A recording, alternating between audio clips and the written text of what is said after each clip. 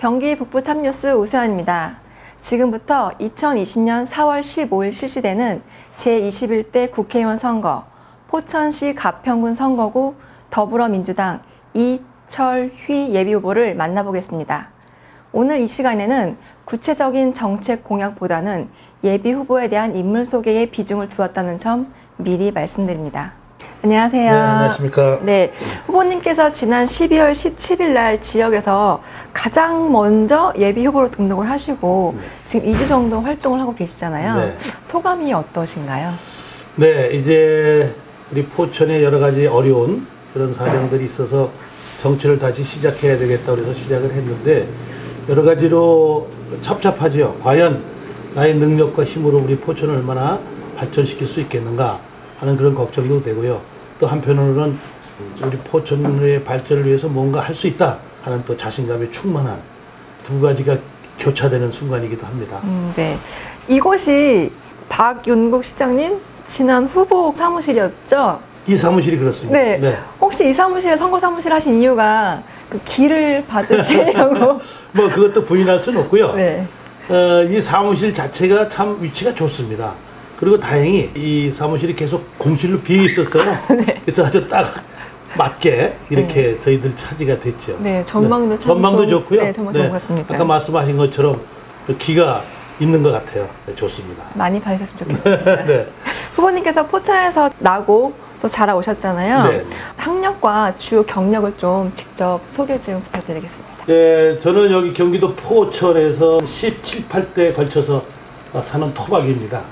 여기서 태어나서 외북 초등학교를 다니고 여기 포천 중고등학교를 졸업했습니다. 지금 포천 고등학교는 일고로 명칭이 변경이 됐습니다만은 포천 일고를 졸업하고 대학을 명지대학에 가서 그 ROTC 장기를 해서 한 37년 동안 군 생활을 했습니다. 그래서 사단장, 군단장, 군사령관을 마치고 1975년에 임관해서 2011년 전역할 때까지 한 36년 동안 군 생활을 했습니다. 네, 방금 말씀해 주신 것처럼 2011년 4월 15일에 육군 대장으로 예편하셨어요. 네, 네. 그러니까 사성 장군, 일명 네. 포스타라고 하죠. 네, 네. 상당한 명예를 이루셨는데 네. 국회의원에 출마하신 어떤 특별한 이유가 있을까요? 네, 제 손주가 초등학교 지금 5학년인데 작년에 저한테 물어보는 거예요. 할아버지, 국회의원이 높아요? 대장이 높아요? 이렇게 물어보는 거예요. 그래서 그걸 굳이 따지자면 국회의원보다는 대장이 더 높은 거다.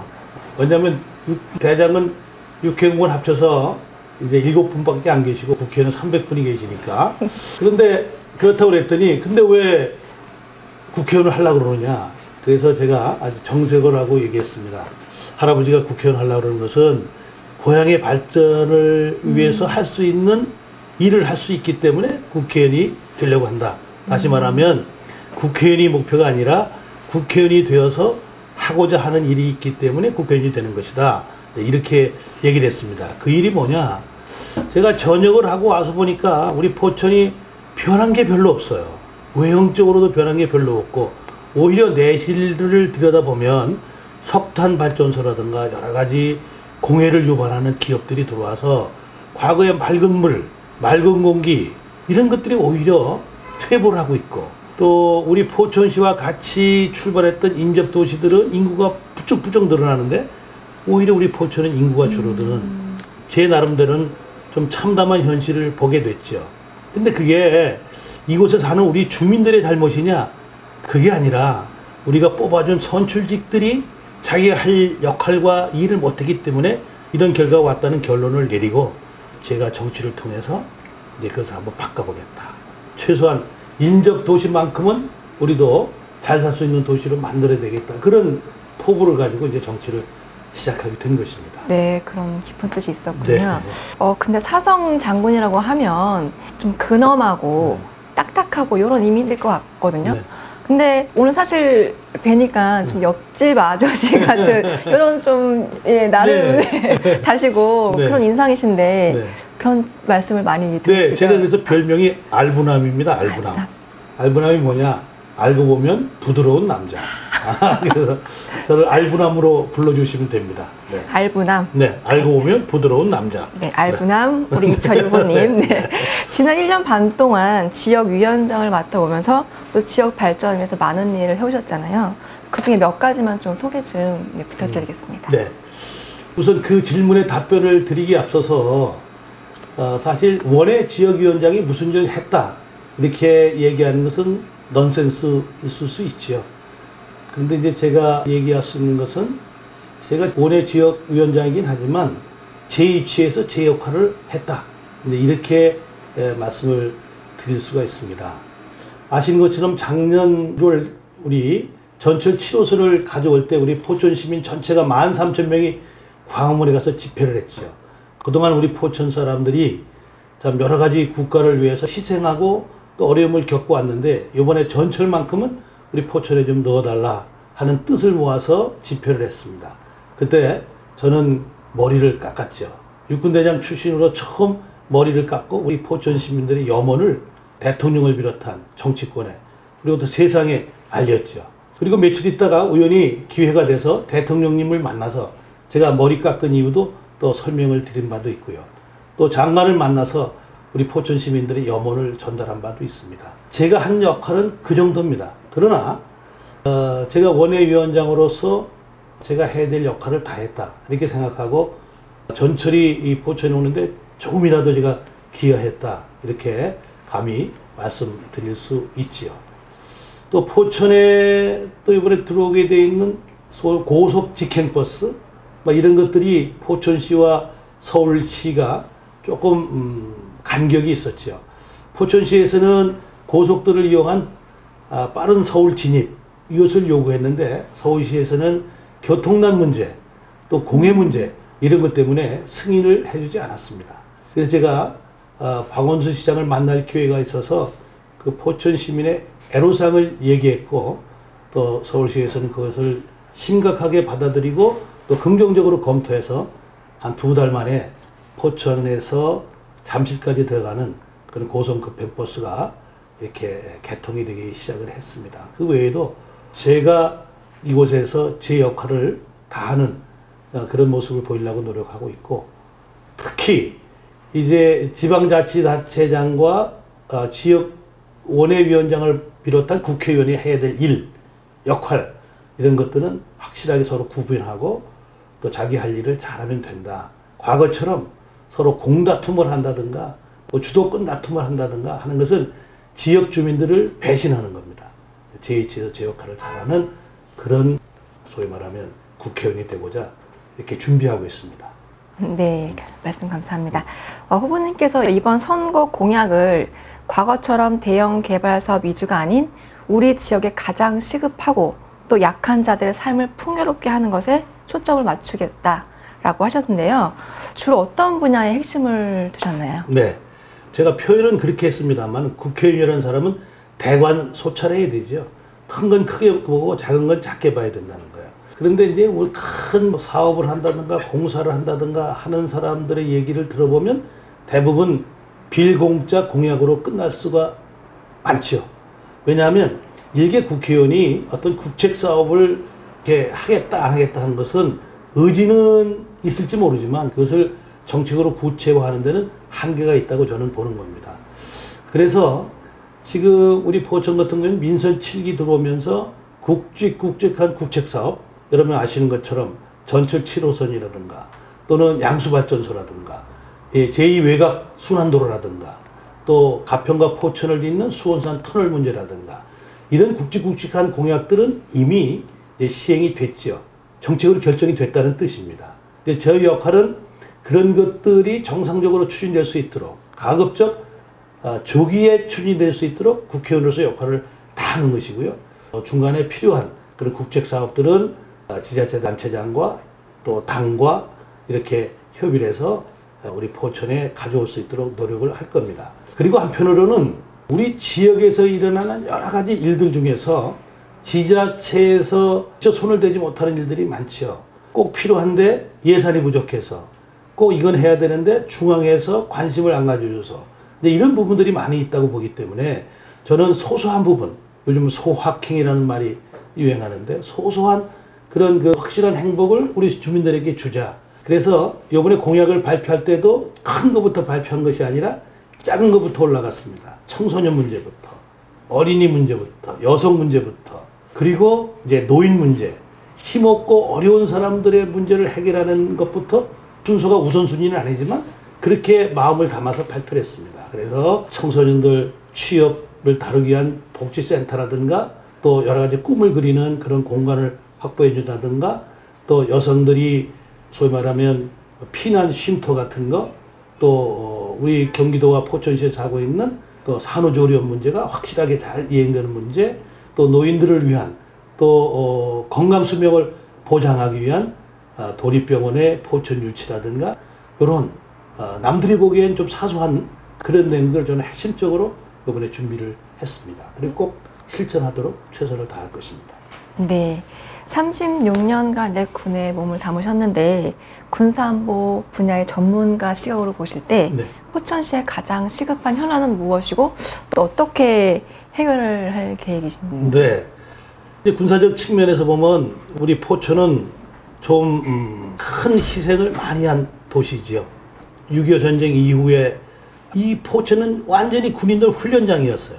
포천은 어디 가도 저희 어렸을 때는 군인들이나 미군들이 맨날 훈련하는 모습들을 볼 수 있었어요. 마을까지 군인들이 와서 훈련을 했어요. 저희들 어렸을 때는 그 놀이가 병정놀이였어요. 그런 훈련장으로 제공된 것을 비롯해서 여러분이 아시는 동양 최대 규모의 미군 사격장을 비롯해서 우리 한국군 사격장 뭐 이런 것들이 있죠.